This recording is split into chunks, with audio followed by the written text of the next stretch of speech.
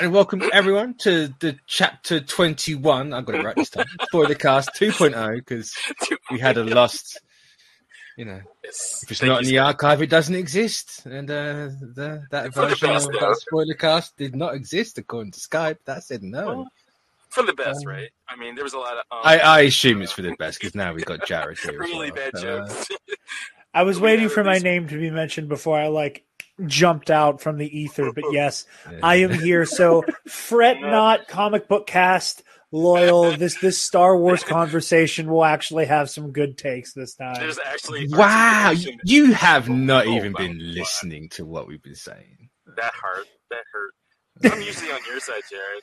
I'm usually big. I'm like, where's Jared? And they're gonna insult me. I'm like, what? Listen. I still have not psychically recovered from the end. I'm fired. What? Go. No. Oh, it's fine. Sean doesn't have that power here. Yeah, it's just me and Mitch. Oh man, no. After the psychic damage I took in when I came on to talk about Andor. You mean the episode that just you and Sean said it sang its praises for an hour? We waxed poetic, yes, but we also told the truth about the show. We're not the only people. But it implies the psychic because it was only you two talking. The psychic damage is implied that it's from the pair of you. So it's okay, you know. So psychic damage, knowing that there was there were mean things being said about Andor. I will say, listen, Andor is phenomenal. However, not all Star Wars can or should be Andor, and I'm very happy to have Mando back. Because this show scratches all the itches, and he did Andor better than Andor. I think this is your thing now. You just take poke funs at Andor as much as you can. I mean, I don't bring Andor up. It's everyone else that does. So if it's in the conversation, no, I would absolutely be. That's okay. It's okay. Not everybody. It's not for everybody. Not everybody is going to love everything. We understand. It shouldn't be for anybody either, but that's neither here nor there. All right. Let's start talking about the Baby Yoda show. All right. Enough of that. We're recording this in StreamYard. I warned them that once I start hearing bad Star Wars takes, I start playing the Teen App clips, and then it's game over. I got Nick screeching locked and loaded, baby. I'm just going to say it right now because I've been listening to your stuff recently, catching up on the Bad Batch Mandalorian reviews, and I miss Nick screaming. I miss it too. Nick needs to go back to paying me money, and I'll play it again. Nick, stop being cheap. Give the man his money. I'm on team. I lied. I actually removed the clip for now, so I didn't accidentally click on it. But because I've done that before in interrupting a conversation, which it's kind of disruptive. But yeah, Nick, I want my money back. Yeah, well, I mean, I would say moving to New York is expensive habit. So That is true. But yeah, very excited. Mando talk. This is a great episode. I'm excited to get into the nitty gritty of this episode because there's been so much discourse, as there always is with everything Star Wars. Yeah. It was like, I don't like the show saying that the cult is cool. They're finally showing the fact that, yes, we've all known that the cult is bad, actually. Mm-hmm. And they're showing the gaslighting and that goes into all of this with the armorer. And well, I don't think they've ever glorified the cult. I think people are seeing things, projecting a little bit more onto it, as usual with Star Wars. Well, this is the thing, right? It's that because the show didn't say until this week cult bad, everyone took it as cult good. Yeah, if you don't specifically say the thing's bad, then it's got to be good. Dumb. One of the things that I really did like so far about this season is that not to do any PR for the Children of the Watch. But there's a very when we first meet or when we first go back to the Armorer post meeting Bo-Katan. Mm-hmm. The Armorer is talking about Bo-Katan Kryze is a cautionary tale about the fall of Mandalore and when we first meet Bo-Katan, the first words out of her mouth with regards to the Children of the Watch are, "Oh, you're in a cult." well, we know that we know that the Armorer is wrong about Bo-Katan. Yeah. We know that the Armorer is not entirely right about Bo-Katan, so I think that maybe Bo-Katan was a little uncharitable towards the Children of the Watch, perhaps. And like a real-world cult, like a real-world group of zealots, the community, the solidarity there, yes, it's real. There are people there who love each other, who will do anything to protect each other. That's how like real-world cults work, that sense of security and solidarity and protection is very real. And it is because you feel so insulated and protected that cult leaders are able to take advantage of and manipulate the flock, They see the cracks which we in the see armor. happen in this episode. They see the cracks in the armor and the vulnerabilities of people, and they exploit that. You look at any famous example of any type of cult leader, and you'll see a charismatic person that is really. I mean, when you get down to it, is really smart and manipulative. I can't. I'm having a brain fart, so I can't really give you an example of like the names. But I mean, like you look at Nexium, you look at Waco, all the leaders of those cults were very charismatic people, and that's what a cult leader is. They get you to do stuff without thinking, if this is going to harm you. They make it feel like this is what you do, to be a part of the family. You got to do this, do that. If you don't do this, then you're not doing your best for the family. Absolutely, yeah, and it's one of the things that I really love, and that just jumping all the way in. It's a spoiler cast, so you read the name, what's going on. Yeah. Like the way that the Armorer just makes up some new stuff. Yeah. Classic. She cast out the current owner of the Darksaber because he took off his helmet. And now that she's seeing the power that Bo-Katan has as a leader, despite like completely ignoring her being like, I saw the mythosaur, what do I do? She completely ignores that. She decides, you know what, I need a minute to think on this. And then she does this whole, you walk one of two ways. There's multiple ways. She cannot wear the helmet and also be a child of the Watch. Like she's just immediately making up new stuff. The Armorer now? Well, what'd you say? Is the Grand Inquisitor the Armorer now? Hello, third sister. Revenge does wonders for the will to live, don't you think? I love that performance. Richard Kind. That one line Richard is Kind, iconic Richard for me Friend. now. Richard Kind is a different guy. Rupert Friend is a different person. Rupert Friend, I want more of his Grand Inquisitor forever. I need it in my veins. It's so good. But if the Armorer takes her helmet off and it's him, I'm not going to be surprised. If the Armorer takes off her helmet and it's Quizzy, I'm going to have a heart attack.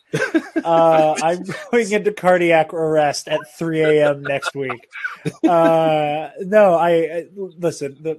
The is second only to his like okay face in the finale, like iconic. I already love the Inquisitors are one of my favorite things about the new canon, and the live action version of the Grand Inquisitor being just such a messy bitch makes me love them even more. He's very boozy. He's very bougie. Yeah. Oh my god. The Grand Inquisitor would be a very like loud like RuPaul stan. He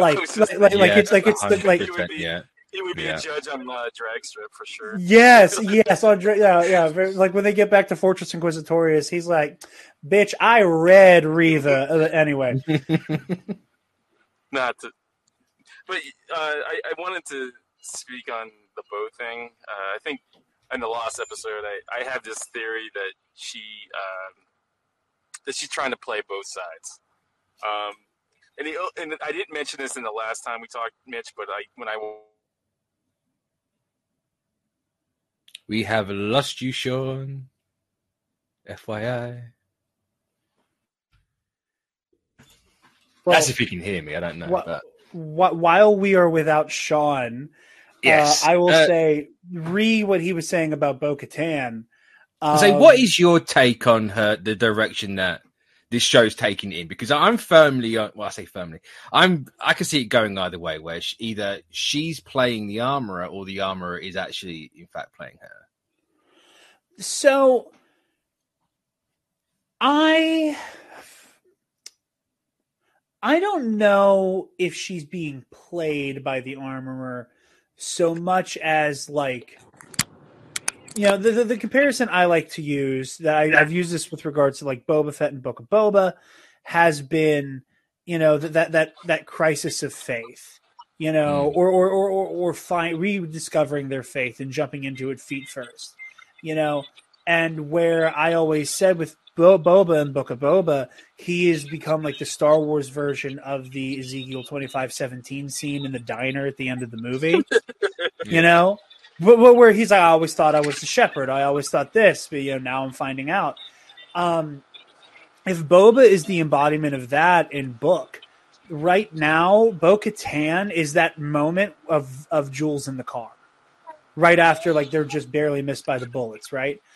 And he's like, that was divine intervention. And she's having this same moment where, like, again, like most cult victims, you have somebody who is completely isolated, who has lost absolutely everything, vulnerable. They're incredibly vulnerable. And in the middle of that, to make her extra juicy to any like vile cult leader, she just had a profound religious experience. Yeah. And like looking the mythosaur in its eyes. Do you ever think that she truly drank the Kool-Aid with Covert? Like, I think that she's opening herself up to it. I think that she's trying to like find new meaning, because you also got to remember, like, this isn't the first time Bo-Katan's ever been radicalized. No. She got her start in Death Watch. So like you have somebody who, in the same way that Din has begun to backslide in terms of his progress as a person into like being back at quote unquote home with the cult, Bo-Katan is also like, I'm somebody who has to belong to something. So in this state of vulnerability, of course she'd fall in with the Children of the Watch, but I also don't think she's fully pilled either. Well, yeah, the only reason I say that is like there was a line. It was a very if you blink if you miss it line, and it was like when they were about to drop onto the planet. She gives that whole like speech to the people, the troops and the Mandalorians in the back. You can. I can't remember verbatim, but like it was basically saying, you can live here on this planet. And she said you. She didn't say us. She said you. Specifically said you. So that kind of like, it made me go, huh? Well, maybe she's got ulterior motives. Maybe she's trying to be,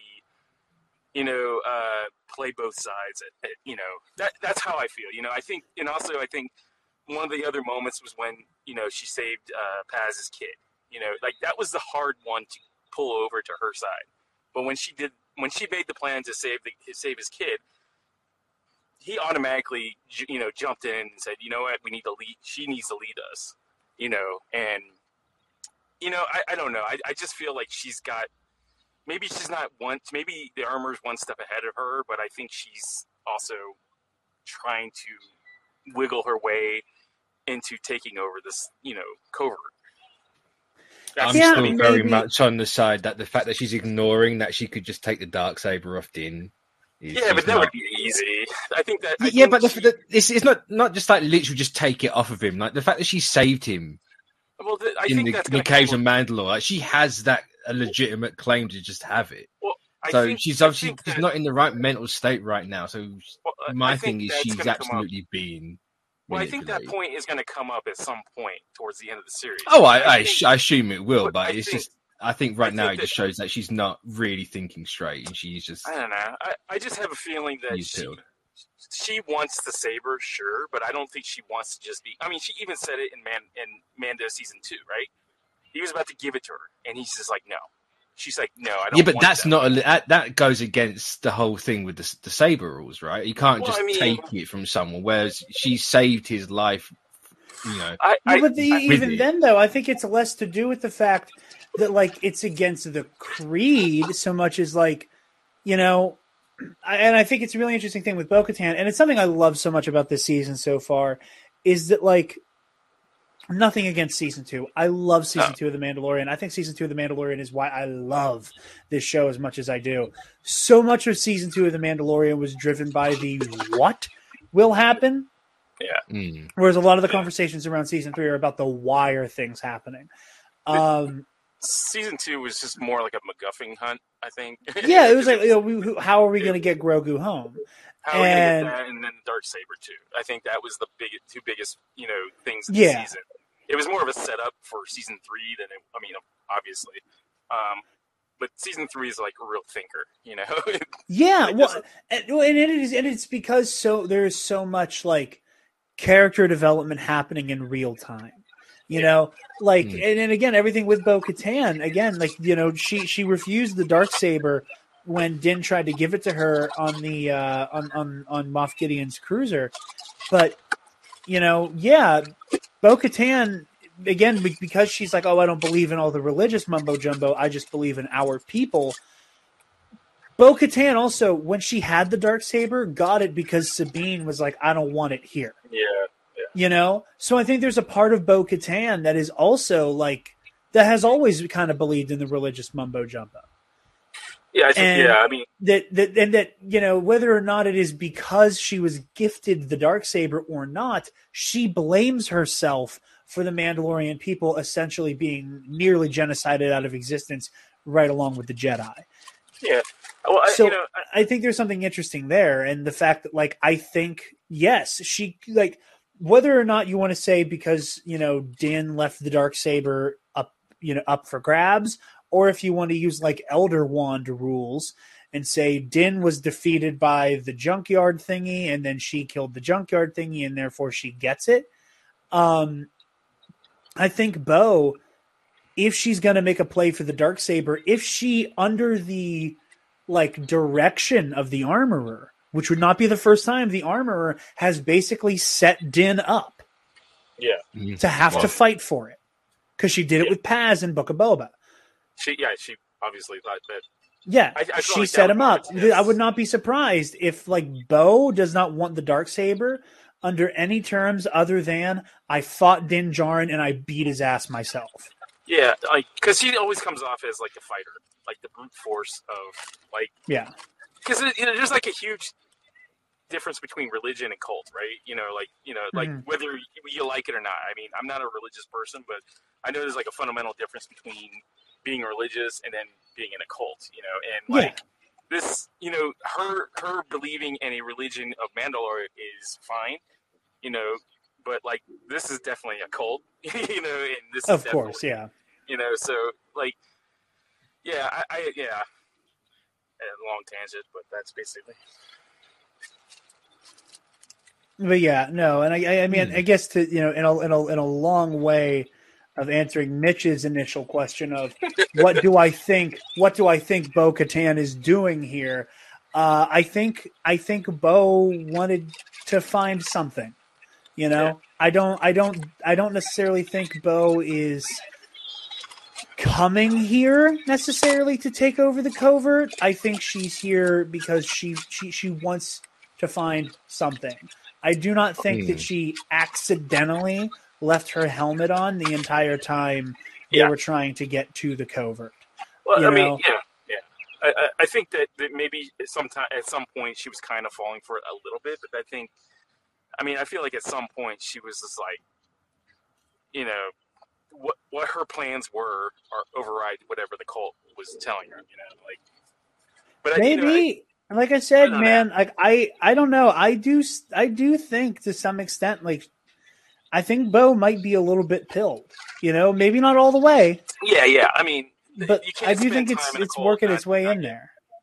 Yeah, you can't spend time in an environment like that without being affected in some way. But I think her drive to rule. Because she feels like it's her right? At the end of the day, it's her right to be the leader or ruler of Mandalore, right? It's in her blood. Like her sister before her was a leader of the culture, and I think she thinks it's owed to her. Basically, she thinks it's she's a Nepotel, I guess. Nepotel, whatever the a Nepo baby. Nepo baby, yeah. A Nepalorian. There you go. Nepalorian. A Nepalorian. But you can have that one for free. On the house. Yeah, the Nepalorian is on the house. Meme it up. I mean, yeah, and I think it is really interesting, and it is something that, I'm not the first person to make this observation, obviously, but there is something interesting about the fact that so many of the characters in the Mandoverse, as it were, are, characters who are in their characters and actors who are in their like 40s and 50s. Yeah. But like this whole show, like both shows, with regards to Mando and Boba, across all 4 seasons of television therein, are about grown adults who are learning to reshape themselves in the wake of immense trauma and reforge themselves and rediscover themselves. And I think that that's incredibly beautiful. So I think Bo-Katan potentially going on an arc where we see her all the way back in the Clone Wars being somebody who gets sucked into this violent terror organization, who de-radicalizes, who is in some ways re-galvanized. I don't want to say re-radicalized necessarily, but her Mandalorian nationalism, for lack of a better word, as loaded as that term is re-galvanized by wanting to restore Mandalore. She loses everything because the people that she thought were ride or dies aren't that ride or die. She then falls into this cult, and I think it would be really beautiful to see Bo-Katan like finally learn to break this cycle. So I do think at the end of the day that like she's going to fall for the Armorer's spell. Again, I think that where this is headed, maybe not by the end of the season, necessarily, but I think where this is headed is that Bo-Katan is going to is going to be so seduced by the Armorer that the Armorer again sets Din up and is now fight him for the sword. Take it from him. I think I told you, Mitch, yesterday that I think that's where they're heading, is like a conflict. Oh yeah. The way. We talked about it as well. That the way the episode ends off with the pair of them looking at each other, I find that the show heavily gives off that impression. Yeah. So, I'm sending you out to go get more Mandalorians, but hey, look, he's right there. He has the thing you need. And I think you're the one that can walk both ways and walk between two worlds and all this. You walk within 2 worlds. It's time to take back Mandalore. All of this language. Knowing there is one Din Djarin shaped obstacle in the way. And that's the thing the Armorer, I think, realizes I think the Armorer knows that at the end of the day, Din will pick Grogu over the Mandalorian culture. Yeah. I think we talked about that yesterday. Bo is so deeply needs this sense of belonging and so deeply needs the Mandalorian identity. She wants to rule. She wants that. And I think that's the one that how she's going to definitely get seduced is like she's already talking her up. You see the look in her face by the end of the episode. She looks like she's like, oh, she's right. I am all that. Like that's right. I am the best. And everybody thought it was going to be like Paz, the big guy. But yeah, I mean, because like he says in Boba Fett, like I have a bloodline claim, so now I'm going to fight for it. And I'm really interested if there's going to be any static between Bo-Katan and Paz. I'm going to be a little disappointed if there isn't, because I want to know how Paz is related to Paz. I think the reason why we had that episode where they go save his son is to get rid of that. I mean, unless it comes back and it's like, does the son outweigh the want for this thing? Possibly. Yeah, we'll see what his beliefs. Yeah. I mean, and hell, there could but it could also go the other direction. It could go that while the Armorer is using Bo-Katan as this poster child, as this new thrall with which to take back Mandalore, that Paz Vizsla does like his own little PR campaign for her, where he's like, my father, my uncle, however they're related, the great Pre Vizsla who led Death Watch through the Clone Wars, who was usurped by the Dark Lord Maul. She fought by his side. She fought to the end for his and even after he was murdered. Like, it could go the other complete direction. Yeah. That now that the Children of the Watch, now that the Armorer is lionizing Bo-Katan, is that Paz, because he's a good little soldier who does what the Armorer tells him, will start to be like, and lean into that. Like, yes, she fought side by side with the great Pre Vizsla. Yeah. Like, and that's the thing, man. Like, cults love to just switch on you. They love to just new rules. I mean, they've shown us that here, right? With her gaslighting Bo about not seeing the mythosaur, and then the next episode it's like, oh, by the way, since you did see that thing, we're gonna do this. And even down to like the Armorer's verbiage, the whole remove your helmet, huh? Do you respect my station? Yeah. God, that's freaky. That's scary. That's evil. That is cult shit, my friend. Also, do you like that little touch where when anybody's speaking, you notice that they're holding the hammer, So that's the speaking stick, so to speak, it's like there's little nice little touches that make it, seem as as real as you can get when without getting dangerous. But do you think, to kind of sidestep from this, do you think as clever as the Armor is, do you think that she's in line with Moff Gideon? Come on now. But it's a 50-50 gamble, though, right? No, it's 95-5, if anything. So for anybody who's in the Facebook group, the Comic Book Cast Facebook group, go join it if you. Bo-Katan's a crisis actor. Somebody. So I put on Twitter and on the spoiler post in the Facebook group, because I tweeted out something to the effect of, like, right after the episode finished, I was like, me being on my conspiracy theory BS at the end of the episode, and it was a gif of Alex like winking at the camera. Alex Jones. I say Alex because we're all so used to me talking about Alex Jones. I was going to say, his voice. Bo-Katan Kryze is a crisis actor. But Bo-Katan, the Soros-funded Children of the Watch. I would love to sit down and talk to Alex Jones and see if they actually. I wouldn't. Alex Jones loves Star Wars, which is really funny. One of my favorite videos on YouTube is a video of Alex very succinctly just explaining the plot of the prequel trilogy. I just hope he's enjoying this. I'm hoping he's enjoying the season because I hope he is too. I think that the Armorer. I do think the Armorer might be in bed with Moff Gideon. I think 100%. There's definitely loyalists. It's got to be loyalist Mandalorians. Well, you got to figure. Ever since we met the Armorer, people have been trying to figure out what Mandalorian splinter group she was a part of. She has the horns on her helmet, and from day one, people are like, oh, she's a Mandalorian. She's one of the people of Death Watch who followed Maul after he killed Pre Vizsla. And whether we're going to acknowledge Maul as being a bad guy or not, and who's worse, Darth Maul or Pre Vizsla, either way, Maul won that fair and square. By right of combat, took over Death Watch.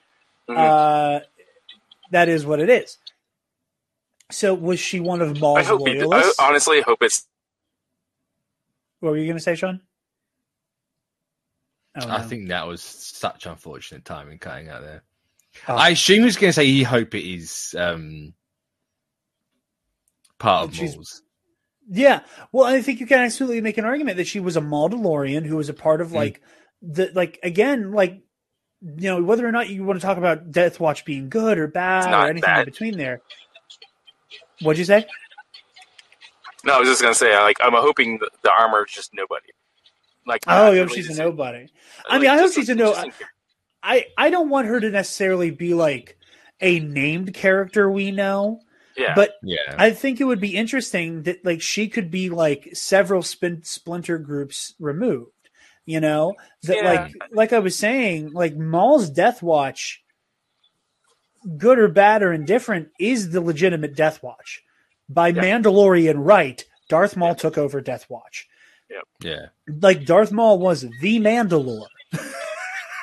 Well, the back half of Clone Wars. But technically, not all of Mandalorians are Mandalorian. You know, like Din Djarin, is not Mandalorian, right? Am I not correct on that? Well, it's a creed, not a people, but like, but within the culture, within the culture of the creed, but within that culture, like, Maul won the title of being Mandalore within Death Watch. Yeah. So, and I use Mandalore like the title, like MAND apostrophe LORE. Like, he was the Mandalore. He was the ruler of the planet. And so the people who followed him into battle, people who were like, gotta be radicalized super hardcore just because they're still following him, you know, because he won by right. And then so sure, maybe she's one of Maul's Mandalorians, and then take that a step further. Maybe she goes into hiding after that. Maybe that's when the Children of the Watch are founded. Maybe she was one of the super commandos who worked for the Empire. Yeah. Yeah. Like again, like let's just keep taking these the reasons that one could throw in with these radical groups further and further and further. Because Gar Saxon was one of Maul's boys. Yeah. So what's to say that she was not like under the was drinking the Kool-Aid along with Gar Saxon? So I love the idea that either the Armorer became a part of the Children of the Watch, founded the Children of the Watch, however that works, as somebody who was the Empire destroyed Mandalore because it was too weak, and only the strong shall survive. That's what Maul says. Only the strongest shall live. Whenever, moments before he beheads Pre Vizsla. So I kind of love the idea that the Armorer has always been in bed with Moff Gideon, and that, like, whenever the Empire came knocking, she let her people get killed so that she could start again. Yeah. It's like instant, like Eraser, It's clear board, Clean slate. Clean slate right there and then. Whichever, I think you've got to get into Filoni's head a little bit here. Whichever Filoni thinks is the coolest is going to happen. Yeah. Well, I trust in the Filoni, so. Oh, I trust in Filoni, but whatever let him cook. The most cameos is going to be the correct one. All right, let's stop throwing the cameo word around. Listen, you know what a cameo is? A cameo is Garazeb Aurelios this week. A cameo is not Ahsoka Tano, Vance, or Luke We've Skywalker. had this conversation, I know Jared. you don't think that. I know you don't think that. Right, if they have a flashback with Maul in there and the Armorer, that is 100% a cameo from Maul. No, hold on. The cameo of this episode was the Saturday Night Live guy as a bureaucrat. That's the cameo. That was so funny. That was so funny. I forgot his name again already. Wait, hold on. I feel bad, but he's the soul brother. The lover man. Oh, a ladies man. I'm sorry, ladies man. Tim Meadows. He is one. There have been so many SNL alum who have come through Mando. They're probably fans. Oh my god, yeah. Well, I know they're fans, and I think a lot of them are also friends with Favreau, because you had Horatio Sands plays Mithril. Obviously, Jason Sudeikis punches Grogu in the face. Or no, I think he's the scout trooper who's holding him, but still, he's there for that, and then gets his body broken in half by IG-11. Now Tim Meadows. What'd you say? I said he rightfully deserved that too. Yeah, absolutely. But yeah, I think there may have been one or two in Boba Fett. But yeah, no. Zeb looked great. Yeah. Another that took me so by surprise. I was like, There's no way. I mean, they're slowly integrating the Rebels cast into the shows to get for that. It's almost like a sequel to Rebels is coming out very soon. Sooner than you think. What I think is really funny, my friend Alden Diaz from Octo Radio made this joke where he was like, people keep talking about how well Rebels stuff may translate to live action or not, and Dave Filoni, being the mad lad he is, put all his balls on the table and said, not only am I going to bring every single one of these characters into live action, I'm going to start with the hardest one to adapt. Yeah. Yeah, it's true. And I'm just going to throw him out there for you friggin' nerds to go crazy over for 30 seconds and then move on with the episode. Yeah. He did drop him on the tables, though. That's for sure. Truly. Like, yeah, I don't know how good Heron's going to look. I don't know how Sabine's going to... Okay, here's Zeb. Just dropped his Zebsticles on the table. just does the, like, pelvic thrust at you, you know? There's another one for you guys. Sensational. Absolutely sensational. I love that whole scene with Tim Meadows and like the whole like shows how ineffective the New Republic really was, man. You know, like the New Republic sucks.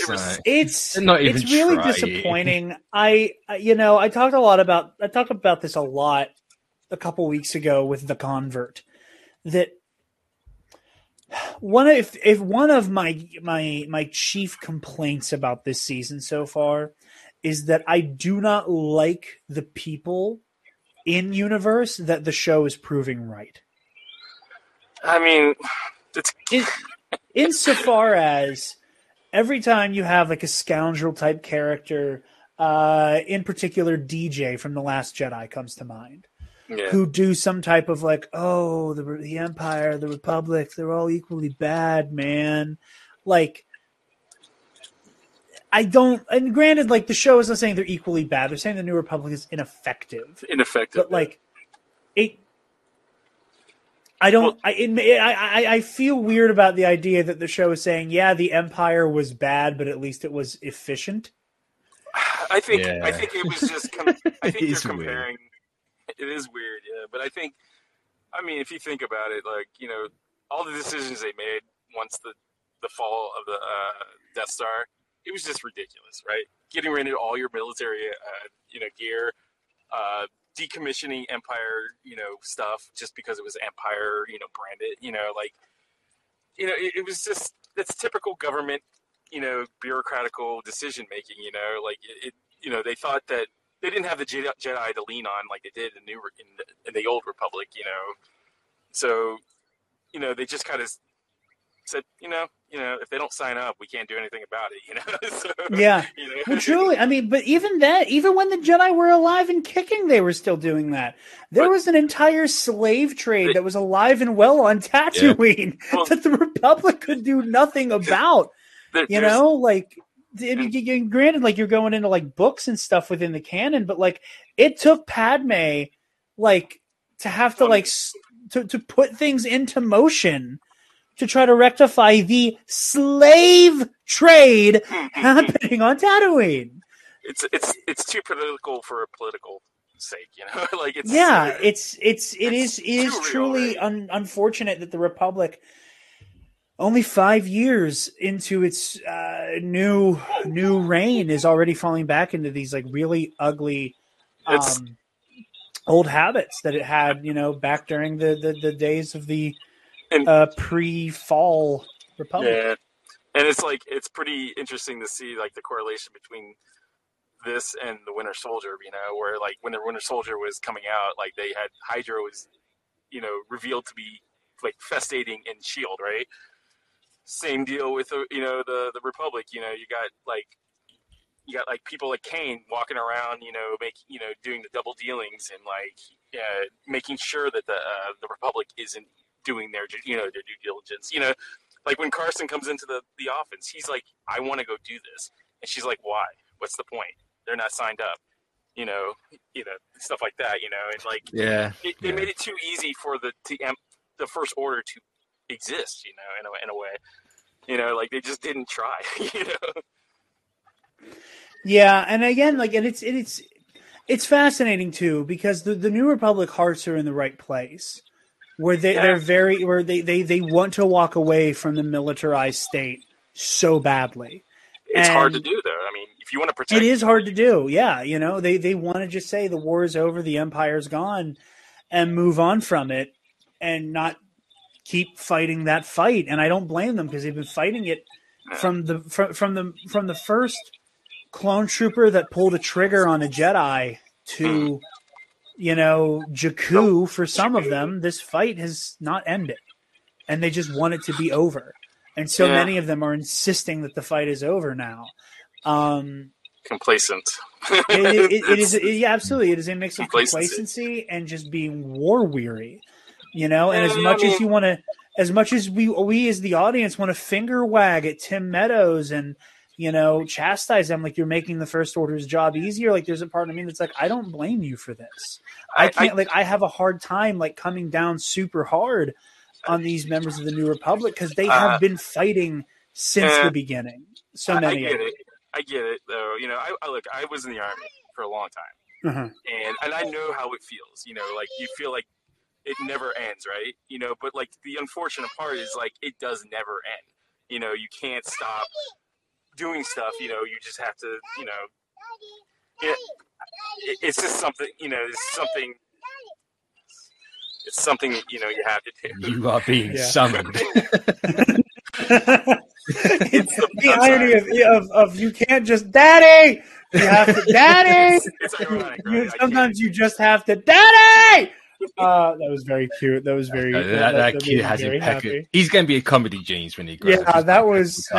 You couldn't have written that. That's going to be great in the comments, but I'm ready for it. But I also call Sean. No, never mind. We say it differently though. but I don't down them for not wanting to fight. But it's a duty, right?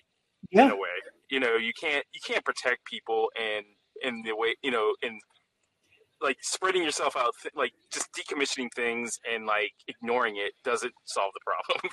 It doesn't police a problem. You just have to. Absolutely. And that's why the First Order exists. Everybody was tired, and I get it. But it's unfortunately that's how it is. But I don't finger wag at what they do. It's just kind of Yeah, I mean, it is the beauty of getting supplemental material like The Mandalorian that will lead directly into the sequel trilogy because we as the audience know the tragedy that will strike. It is like watching the Clone Wars, where it is the ultimate tragic irony that we know what happens. Now we get to watch every single one of these failures that will bring us a step closer to annihilation. Yeah, you get to see the dominoes fall. So, yeah, it's hard. As I'm not saying it's it's hard to watch because you know what's going to happen. Exactly. And, exactly. Who survives and who doesn't. But that's the way, I guess. That is the way. Well, one could say that this is the way. This is the way. Yeah. So, what do you think Kane's up to, though? You think she's just? She's totally working for Gideon still. She's definitely. I've seen some interesting interpretations of her character that I thought was interesting, where it's Elia Kane, or Elia, however you say it. Elia Kane is, and again, I do think it's her working for Gideon, especially this episode where they play it so clear that she is absolutely still an Imperial at heart. This whole idea that she is that she was truly aligned with the New Republic. It's just that she is so unable to shake Imperial programming that she's still a violent sociopath about it. But again, travel biscuits, man. That's all she wants. Travel biscuits. Listen, man, I would sell out all of you for a Rice Krispie treat, so I get it. I mean, I wouldn't blame you. Yeah. So, I would take that as an insult, but I understand. They're good. But no, man, listen, I think the other things I think is interesting, and again, I have mixed opinions about, is I love the idea of ex-Imperials getting to be brought into the fold and rehabilitated. I think that's wonderful. I think that is fantastic. I wish You know, there's a part of me that like aspirationally wishes to see more of that in the real world. And I think that it's funny because it, like, I talked about it with Travis, and he and I had two very, like, not very different reads. But for me, it was like, you know, people like Elia Kane, who, like, you were a communications officer. You were not coordinating troops. You were not giving orders. You were not a stormtrooper. You know, you did not commit these, like, heinous acts of genocide and murder and destruction and, you know, chaos. But you also need to serve your time. I love the amnesty program for that reason. And Travis went, man, I love that they're doing Operation Paperclip in space. And like, but that goes towards like the New Republic being so toothless. And it's not to say that like Operation Paperclip was good, actually, because it wasn't. But like Operation Paperclip was not about, oh, let's rehab these Nazis. It was, you know, these guys knew a couple things, and, you know, maybe they could do a couple of things for us. You know what I'm saying? Yeah. Like, so, like, I think it's admirable that the New Republic is, like, grandfathering in these ex-Imperials without any expectation of them to do anything other than, like, hey, can you help us, like, break down a couple Star Destroyers? You know? Yeah. Like, there's something really, like, wholesome and hopeful there, and like and how I engage with Star Wars, them doing the wholesome hopeful thing should mean they're doing the right thing, should mean that nothing bad is going to happen. But like I know that's not the case. I know that they're making a mistake here, and part of me resents the fact that them showing mercy in the end may end up working against them. And I really hope that it is the other like de-radicalized Imperials who help bring Elia Kane to justice, to prove her wrong. You know, like that's really what I need. I need redemption in Star Wars to be exalted, because for me, it's one of its core tenets. I do feel bad for the guys that mop the floors in the Empire, because they're mopping the floors in the Republic too. So. I mean, not only that, but the floors can't be any bigger than the Death Star and the Star Destroyers. No, I completely agree with you on that. You know, it's like the heart's in the right place, but like in reality, is like, you know, you're hoping that these people do the right thing, but they're not. You know, like as you can see, you know, being played out, like it's not true. You know. Yeah. It is, again, you know, and again, to anybody who likes to talk about, like, oh, Andor is such a, like, complicated, smart, high, like, again, like, Andor is not the only Star Wars that can get into, like, the deep nuances and tragedies of, like, fascism and authoritarianism. We're watching it happen live in real time on the Baby Yoda show in more complicated terms than Andor approached it. Yeah. You know, again, I love Andor. I love it. And I am very glad that Mitch has not said a word yet, as I keep saying Andor. Space Admiral guy was the best part of that show. There you go. He's got that favorite over but my favorite thing about The Mandalorian is that even though it is so pulpy and high fantasy and mythic, it is still able to tackle those themes with more nuance than Andor had, because Andor was had such a singular vision about anti-authoritarianism, which is fantastic and is the correct take. But yeah, sorry, it's okay. I have no idea what he wants. I think he wants Daddy. Is what he wants. He's going to be like, tell Jared to stop talking about Andor. Is what's going to happen. See, the kid agrees with me. Kid agrees. Yeah. Sorry, people. I'm literally on the road going to San Francisco trying to appease a monster in the back seat and talk at the same time. You got to cut me some slack in the comments. Are you trying to appease Pirate King? Was it Dorian Shard? Pirate King Dorian Shard. I love Star Wars so much. I've been sitting here for the last 54 minutes waiting for the moment you say his name. He hasn't said his name yet. I am disappointed. I know we got so caught up in theme that I was like, are we going to talk about the? I didn't want to derail the show to talk about Pirate King Gorian Shard, whom, as I have said before, I will only address with his entire name and title, Pirate King Gorian Shard. Sir. Sir Pirate King Gordon Shard Esquire.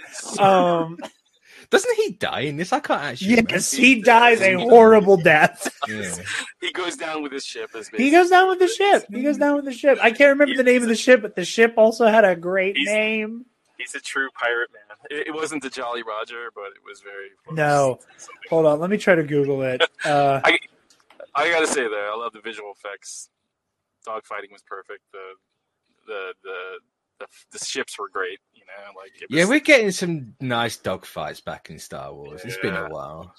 It's like I think Star Wars is a mix between, when it's at its best, it's the dogfights, it's the action, and it's the politics. I think that's a great mix when you put that in any Star Wars, and it's the best soup ever. I agree. I am inclined to agree. Also, we did not get a name of his. We did not get the name of his ship. We just know that it is a Corsair ship. The type of ship is a Corsair, which I guess is just going to be pirate speak for pirate ship, or Star Wars speak for it's a pirate ship with a helm and everything. And God, I love Star Wars. It reminded me of. I love Star Wars, man. Nowhere else. You can't get this shit anywhere else, man. It was a pirate ship with a whole ass helm with swamp, like pirate captain Swamp Thing in space. Yes, they did Swamp Thing before DC did something. Yes, so. They did beat WB to the punch with that. The action was great. Not because WB had that TV show that they cancelled because of tax reasons. Yeah, that doesn't count. It not canon. Counts. It technically exists, but it doesn't exist. It's Elseworlds now. It's certainly canon to an extent. Definitely is. It's no longer airing. But yeah, no, I loved it. I also love seeing Bo-Katan get to be the strategist of the group, which was a lot of fun. Paz Vizsla's speech with the talking stick with the hammer was great. I just love Paz Vizsla. The Favralorian. The Favralorian. Is it still Favreau voicing him? No, I don't think it is. I don't think so. Because he's not credited. If not, it's a crime. As him. He's not credited as Favreau anymore. But I think they're only crediting the body actor. Yeah. I can check for you guys. Make sure. I just need one scene where he takes his helmet off. That's all. It's Jon Favreau. Getting closer and closer to that. You know what I really want to see happen? You know what I really think would be crazy? Really good, that gourmet Star Wars stuff? Is if whenever Bo and the Armorer go to blows, or anybody in the Children of the Watch really, is for them to finally make good on has your helmet been removed by others? Yeah. If Bo and the Armorer start throwing fisticuffs, or even worse, if Bo is sicked on Din and his helmet is forcibly removed. He's had his helmet off in every season, right? So he's got to take it off at some point. Well, it's got to be taken off at some point in this season. We got to see Pedro Pascal at some point. So exactly. And the one time we see him is when the pair of them are riding the Mythosaur, because that's how it's going to end. And I think I think Pedro Pascal's got the best job ever. He probably showed up at. He's got the easiest job ever, I can say. He recorded his ADR lines in his closet, So he wears the suit for half a day and talks to a puppet. Paid millions. Jared, me and Mitch had this conversation yesterday. How do Mandalorians drink? Yeah, because I'm certain they've shown them eating food on this show before, but I can't remember. Yeah. So every time there's a great scene in season 2 where Din and Grogu are having soup. I just happen to have an empty glass, so people listening to Comic Book Cast won't see this because you guys don't normally show video footage. But for Mitch and Sean, what we see Din do is he gets the lip of whatever he's drinking from under the helmet, and he tips it up a little bit and then takes a swig and then comes back down. So he never fully takes off the helmet. Mitch is right. We do see it in season 2. I say because that's the one where they show the Loth cat, isn't it? Yeah. It's in that little village with the 88? The little no, that is. It doesn't. I'm trying to think. It was the Bryce Dallas Howard episode, wasn't it? Was it Bryce Dallas Howard? Bryce Dallas Howard did not have an episode in season 2. I thought she did. No, she did. I want to say. I think she did. She will have one in season 3. I thought she's done one in every single one. She's going to be in season 3. You're right. She does have one, and it is in The Heiress, which is the Bo-Katan episode in season 2. But we don't see Din lift his helmet at all in that one. I want to say it is the episode before Ahsoka, because we see the Lothcat in The Jedi, but he doesn't lift his helmet up. No, because there's that one where he's in that little village, and it's one where Grogu has the frog. Oh, that's in season 1. That's in season 1. Yes. Okay, and that is Bryce Dallas Howard's episode in season 1. Yes, there is an episode in season 2 where they're on the Razor Crest together, and Din is like taking a sip of something, and then his helmet comes back down. So it's been 2 years since I've seen that. I need to go. I need to rewatch season 1 and 2. Oh, dude, I rewatched them both going into season 3, and Boba Fett, dude. I love these shows so much. They're so good. They're so good. I don't know. I don't know how anybody can watch this and be like, oh, this is bad. This sucks. This is dumb. This is silly. You don't like fun. I understand. I can understand it with Boba Fett. No, I completely. Hold on. No, I like Boba Fett. Speak freely. I liked the Book of Boba Fett, but I absolutely get why people don't. That's all I can say. Yeah, Boba Fett gave me the Baby Rancor riding scene, which I absolutely desperately wanted. It's fine by me, but I understand why people don't like it. But on the flip side, is like I knew the minute that show was going to drop, people's expectations were going to kind of take over. You know, their brain. But I agree with you, Mitch. I love the man. I love Book of Boba Fett, but I think I don't know. It's a perfectly fine show that I adore at heart. I just don't think people. I don't know how to. I think people don't like character development. Is the thing. That show you give Boba Fett character development. Listen, I said it earlier. Boba Fett going from the Terminator to Jules at the end of Pulp Fiction is my favorite. Might be one of my favorite decisions Disney Star Wars has ever made. He needed something, you know. He can't be the. You know, he needed literally. Anything. I loved it so much, you know. And there are always going to be people like, oh, he couldn't keep up with the mouse droid. It's silly. It's funny. Have fun. He was halfway digested by a Sarlacc pit, so, you know, give the guy some slack here, you know? Yeah, man, I am Boba Fett. He's like, oh, there's value in the galaxy thinking you're dead. He introduces himself to everybody he meets. I love this show. At the end of the day, the Book of Boba Fett reinvented the character, you know? Truly. In a way, you know, and, it gave the guy actual character, you know. So, I think people just don't. They want one thing. They didn't get it. They don't like it. Yeah, it's a simple. Exactly. Thing. I agree. But people did like the episodes dedicated to Din, so there is an upside to this. Of course, but Din's story was inherently tied to Boba's in that. Oh, of course. And that's what I love. I absolutely love it. Like, oh, it has nothing to do with it. No, it has everything to do with this story about rediscovering oneself, about reshaping, about changing what you thought you could be, it's they're fully intertwined. But I think it just comes down to people wanting something and not getting it. That tends to be the story of Star Wars fandom. Of anything, yeah. Of anything. Well, yeah, I just Star Wars especially, Star Wars especially. It's expectations override. So, to each its own, I guess, Yeah, fair enough.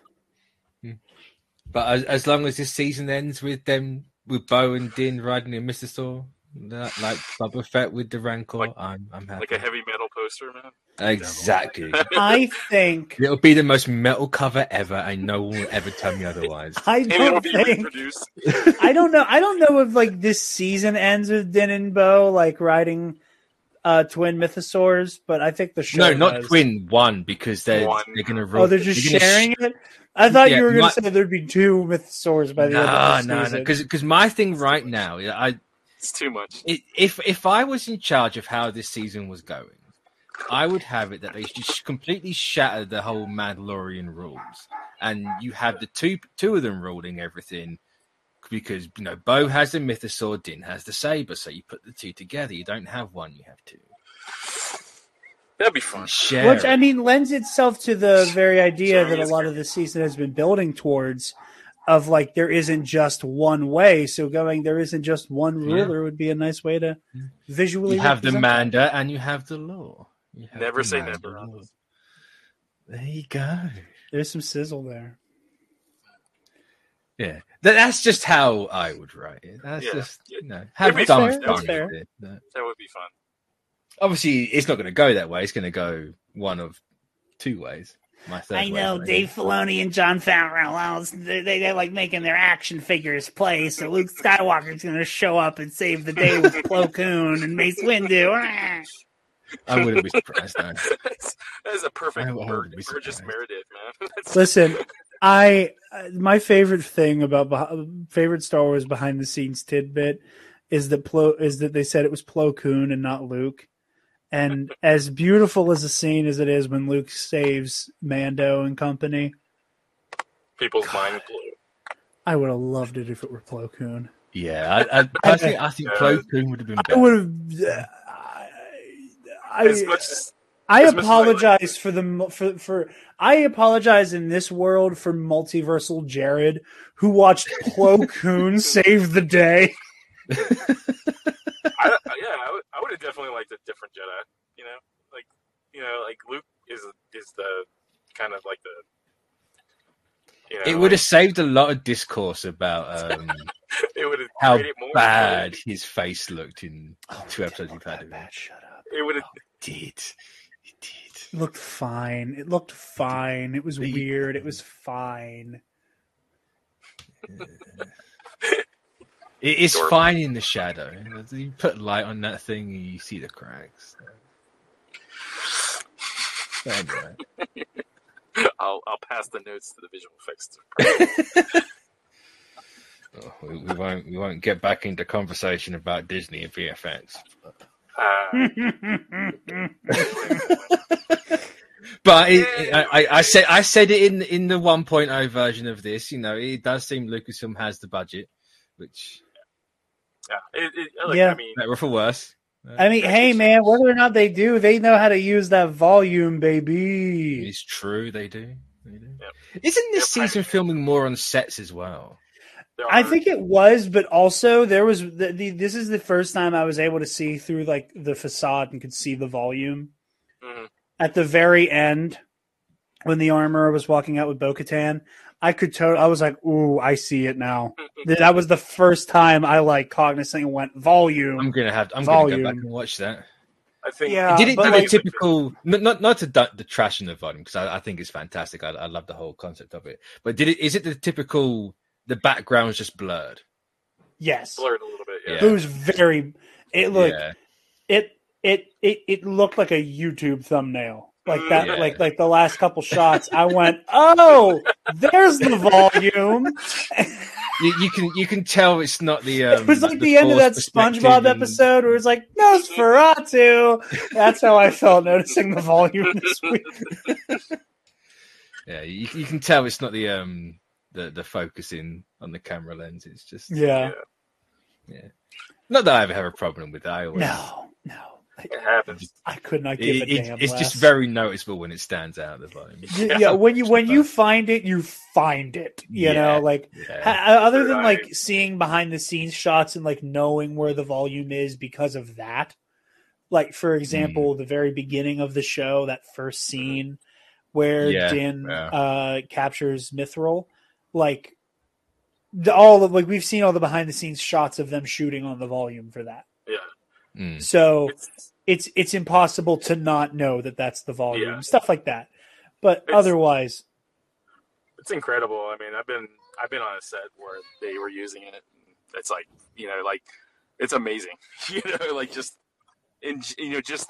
the idea of it is pretty fucking amazing. Oh, I'm sorry. You're gonna have to edit Don't worry. I would like the record to show that it was not me who said his favorite word. It was 50. No, but you have been swearing in this, so I might have to edit that as well. At least I did it towards the end. Bad. I've said said words that have been CBC approved. Yeah, but it's the YouTube's being like extra tight these days. At least I wouldn't know because my channel isn't monetized. So. Which is me saying, come subscribe to the Nerd Academy podcast. You should subscribe to the We cuss over there. It's a free speech. You won't if you get monetized, I tell you. Once I have a hard time trying not to cuss. So do I. Half my vocabulary. I'm English. You're just like, I'm British. That's why I'm so literally silent half the time, 3/4 of my language is like the F word. Listen, I have spent a good hour one time just editing out my own swear words. It's not fun. When Levi was still a part of Teen App, we were like, Jared, because Levi was trying to be a teacher. We were like, Jared, you need to stop swearing on the podcast. And I was like, guys, I am trying. You don't know how hard it is. People don't understand. It's tough. It's tough. I've built my whole brand on using $10 words in tandem with the F word. I do it so much. I mean, my entire culture's putting the F word in the middle of other words. Exactly. I'm not British, but me too. I love doing that. I had to cut it down a little bit because, like, the 2-year-old is starting to say the I love when little kids cuss. Oh, but that's at least that's funny, though. It's funny until your wife finds out about it, and then it becomes scary. I mean, depending on perspective and where you sit, that's even funnier. It's no, not my perspective. But from mine, it's funny. But anyway, we're going to leave that there. So thanks, everyone, for joining, and we'll catch you next time. Hopefully, we won't have to record it twice. Yes. And before you finish, when will this be out, Mitch? Before we call it? It'll be out before Wednesday. I have no idea. Okay. Will it be out? Wait, Wednesday. Okay. I'm trying to get my dates right. April 10th. At 8 p.m. Eastern Time, tune into the Bombadcast YouTube channel for a live stream trivia rematch between myself and Scotty J-Ro. It's happening. Jared already knows, but I'm so praying he loses this again. I ain't got no one in these streets. I ain't got no one in these streets, man. Not a single soul in these streets is on my side. There is a small part of my soul that's like, just hopefully he wins it, but it would just be funnier if you don't. I'm neutral. I mean, neutral can just be as bad. I'll just sit back and relax. And I'm just shaking my head at everybody. But yes, you can see the heartache. You can March 10th, Bombadcast YouTube channel. April 10th, 8 p.m. Eastern Time. The 5-round rematch between Scotty J-Ro and myself for Star Wars in a Galaxy's epic confrontations.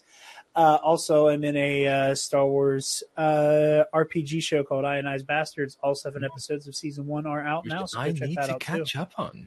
Yeah, All Remaining Systems is the name of the YouTube channel. I am very happy and proud of it. It makes me very happy. I love Ionized Bastards and very proud of it. So I think I only managed to get 2 episodes in, so I have a lot to catch up. Episode 4 is Episode 4 is where like a lot of twists happen. Like the big reveal with my character happens in that one, which I am stunned that none of the other people in our party figured out. But yeah, and then we're also going to be doing like some type of show to do like a after the fact kind of post-mortem discussion. So All Remaining Systems YouTube channel for that. Bombad Cast for the rematch, Star Wars in a Galaxy for epic confrontations, and then come watch and listen to what I do at the Nerd Academy podcast. Yes, please do. Please do that. Yes. So yeah, we'll catch you in next week. So bye-bye. Bye-bye. This is the way.